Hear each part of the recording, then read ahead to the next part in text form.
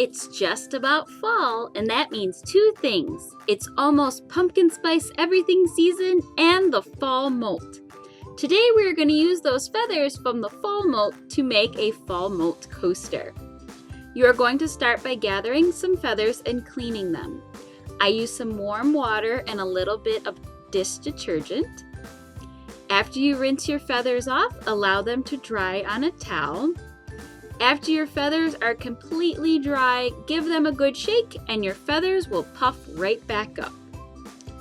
For your coaster base, I suggest visiting your local hardware store. I found these great rectangle tiles that just matched our feathers perfectly. You can use any size tile that you would like. I do suggest using a tile though that has more of a matte finish and isn't super shiny. You will also need your scissors and a glue gun. I like to take some wool felt and apply that to the bottom of my coaster. Some tiles can be more rough on the bottom, and this gives your coaster a nice non-scratch bottom.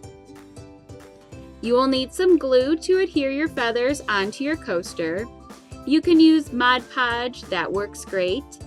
My favorite product to use is this E6000 spray. And I've left links in the description below to the materials that we are using.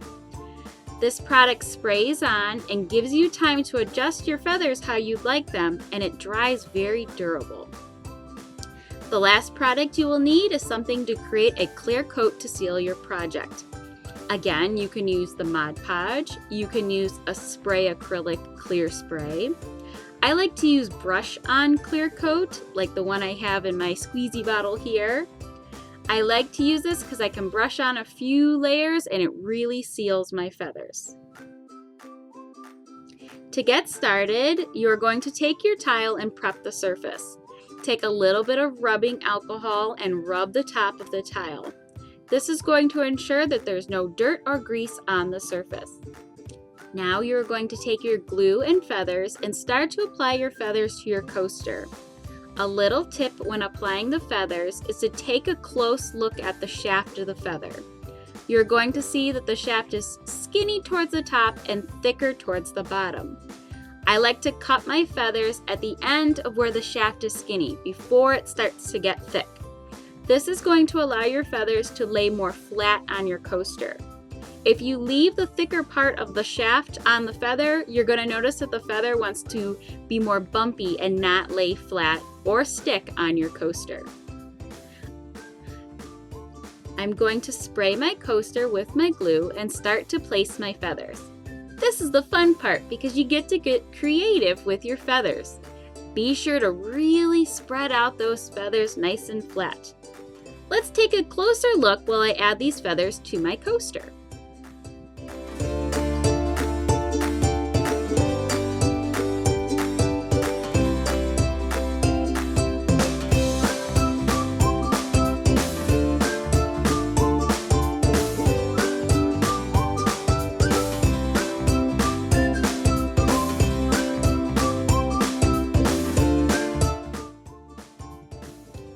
After you are all done gluing your feathers into place, set your coaster aside and allow it to dry for 24 hours. After your coaster is completely dry, you can seal your coaster using your preferred sealant that you have. I suggest adding a few coats to really seal your coaster. Lastly, add your felt bottom to your coaster and enjoy! Hopefully I've given you some inspiration to make a fall molt coaster of your own. If you have any questions, be sure to visit us at meyerhatchery.com. I've left some links in the description not only to the products that we use, but some tips for fall molt and your flock. If you haven't already, make sure to subscribe to our YouTube channel and click that bell so you're the first to know every time a new video has been released. Thank you for watching.